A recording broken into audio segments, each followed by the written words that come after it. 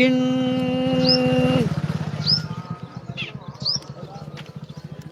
अहवाल बरजक मोमिन का रुतबा खतबा रुतबा अहवाल बरजक मोमिन का रुतबा मौत के वक्त और मौत के बाद। हजरत बरा बिन आजिब रजी रिवायत फरमाते हैं कि एक दिन हम अल्लाह के रसूल सल्लल्लाहु अलैहि वसल्लम के साथ एक अंसारी के जनाजे में एक कब्रिस्तान गए। जब कब्र तक पहुंचे तो देखा कि अभी कब्र नहीं बनाई जा रही सकी है, अभी कब्र नहीं बनाई जा रही सकी है। इस वजह से नबी सल्लल्लाहु अलैहि वसल्लम बैठ गए और हम भी आपके आसपास अदब के साथ इस तरह बैठ गए कि जैसे हमारे सरों पर परिंदे बैठे हैं। अल्लाह के रसूल सल्लल्लाहु अलैहि वसल्लम के मुबारक हाथ में एक लकड़ी थी जिससे जमीन खोद रही थी, जिसे जैसे कोई दुखी आदमी किया करता है। आपने सर मुबारक उठाकर फरमाया कि कब्र को अजाब से पनाह मांगो। दो या 3 बार यही फरमाया। फिर फरमाया कि बेशक जब मोमिन बंदा दुनिया से जाने और आखिरत का रुख करने को होता है तो उसकी तरफ आसमान से फरिश्ते आते हैं जिनके सफ़ेद चेहरे सूरज की तरह रोशन होते हैं। उनके साथ जन्नती कफन होता है और जन्नत की खुशबू होती है। ये फरिश्ते इतने होते हैं कि जहाँ तक उसकी नज़र पहुँचे वहाँ तक बैठ जाते हैं। फिर हजरत मलकुल मौत का फरिश्ता तशरीफ लाते हैं, यहाँ तक कि उसके पास बैठ जाते हैं।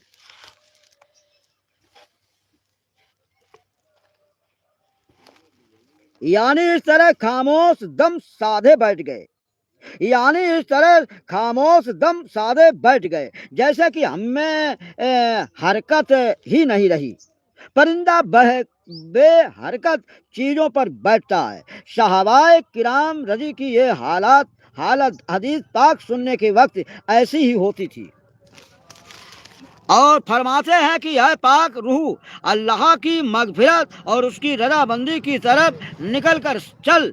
चुनांचे उसकी रूह इस तरह आसानी से निकल आती है जैसे मसकीजा छोटी मशक से में जैसे पानी का कतरा बहता हुआ बाहर आ जाता है तो उसे हजरत मलकुल मौत ले जाते हैं।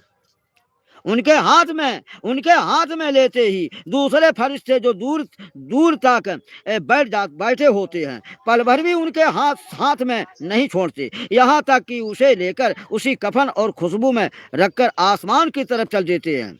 इस खुशबू के बारे में इरशाद फरमाया कि जमीन पर जो कभी अच्छी से अच्छी खुशबू मुश्क की पाई जाती है उस जैसी वो खुशबू होती है, उस जैसी वह खुशबू होती है। फिर फरमाया कि उस रूह को लेकर फरिश्ते आसमान की तरफ चढ़ने लगते हैं और फरिश्तों की जिस टोली पर भी उनका गुजर होता है वह कहते हैं कि ये कौन पाक रूह है। वह उसका अच्छे से अच्छे नाम लेकर जवाब देते हैं जिससे दुनिया में बुलाया जाता था कि फला का बेटा फला है। इसी तरह पहले आसमान तक पहुँचते हैं और आसमान का दरवाज़ा खुलवाते हैं। चुनांचे दरवाज़ा खोल दिया जाता है और वे इस रूह को लेकर ऊपर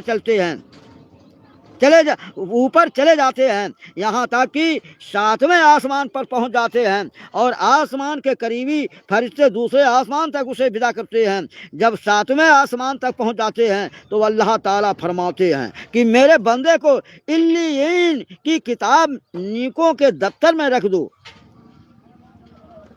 तो अल्लाह ताला फरमाते हैं कि मेरे बंदे को इल्लीयीन की किताब नेकों के दफ्तर में रख दो और उसे जमीन पर वापस ले जाओ, क्योंकि मैंने इंसान को जमीन ही से पैदा किया है और उसी में उसको लौटा दूंगा और उसी से उसको दोबारा निकाल लूंगा।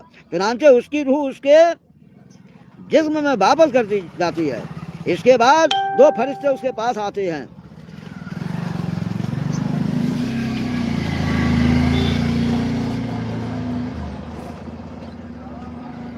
जो आकर उसे बिठाते हैं और उससे सवाल करते हैं कि तेरा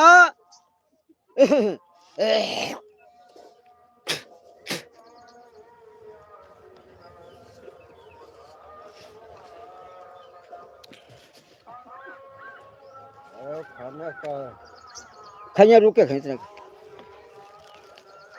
कि तेरा रब कौन है वह जवाब देता है कि मेरा रब अल्लाह है। फिर उससे पूछते हैं कि तेरा दीन क्या है, वह जवाब देता है कि मेरा दीन इस्लाम है। फिर उससे पूछते हैं कि यह कौन साहब है, ये कौन साहब हैं जो तुम्हारे अंदर भेजे गए। वह कहता है कि वह अल्लाह के रसूल हैं सल्लल्लाहु अलैहि वसल्लम। फिर उससे दरियाफ्त पूछते करते हैं,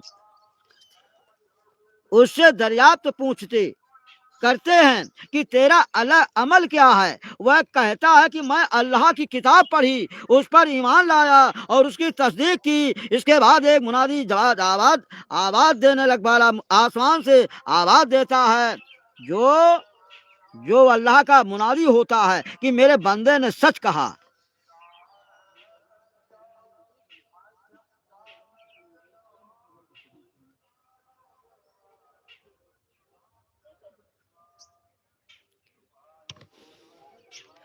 सो उसके लिए जन्नत के जब बिछौने बिछा दो और उसको जन्नत के कपड़े पहना दो और उसके लिए जन्नत की तरफ दरवाजा खोल दो। चुनांचे जन्नत की तरफ दरवाजा खोल दिया जाता है, जिसके जरिए जन्नत का आराम और खुशबू अंदर भीतर आती जाती रहती है और उसकी कब्र इतनी फैला दी जाती है कि जहाँ तक उसकी नजर पहुंचे। इसके बाद बहुत ही खूबसूरत चेहरे वाला, बेहतरीन कपड़ों वाला और पाक खुशबू वाला एक आदमी उसके पास आकर बैठ कहता है कि खुशी की चीजों की खुशखबरी सुन ले,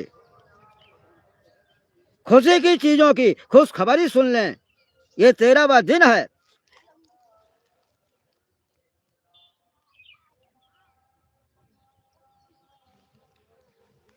यह तेरा वह दिन है कि जिसका तुमसे वादा किया जाता है था। वह कहता है कि तुम कौन हो, तुम्हारा चेहरा सच में चेहरा कहने के काबिल है और इस काबिल है कि अच्छी खबर लाए। वह कहता है कि मैं तेरा भला अमल हूँ।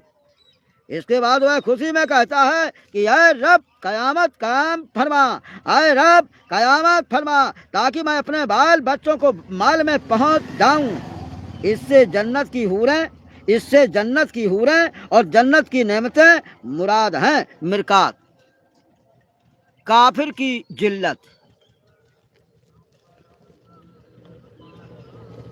पढ़िए होगा, रोटी खाने फिर पैंट जाएंगे।